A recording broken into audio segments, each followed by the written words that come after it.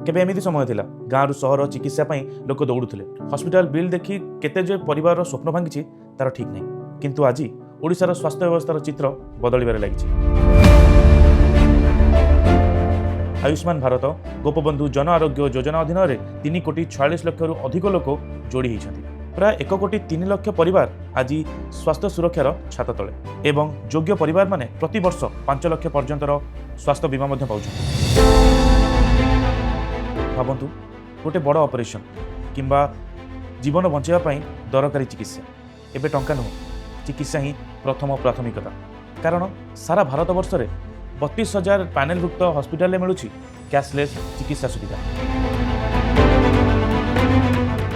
केवल चिकित्सा नुहे स्वास्थ्यर भित्तिभूमि द्रुत गति विस्तार होबार लगी। तालचेर कंधमाल एवं महाराजा जजाति केसरी मेडिकल कॉलेज नुआ आशार केन्द्र भाव कार्यक्षम होइछि। नवरंगपुर में नुआ मेडिकल कॉलेज शिलान्यास एवं जगतसिंहपुर भद्रक ढेंकानाल ये सबु जगार नुआ मेडिकल कॉलेज योजना यह केवल इमारत नुहे यह लक्ष लक्ष लोक मानकर स्वास्थ्यर भविष्य से नूतन आयुर्वेद एवं आयुष प्रतिष्ठान स्थापन होबार लगी। 5,157 जन डॉक्टर विशेषज्ञ नर्स एवं स्वास्थ्यकर्मी नियुक्ति ए स्वास्थ्य व्यवस्था को आहुरी सुदृढ़ करिछि। पीजी मेडिकल सीट वृद्धि एवं नुआ स्वास्थ्य भित्तिभूमि यह प्रमाण करुछि ओडिशा केवल वर्तमान पाई नुह भविष्यत पाई मध्य सुदृढ़ होइछि।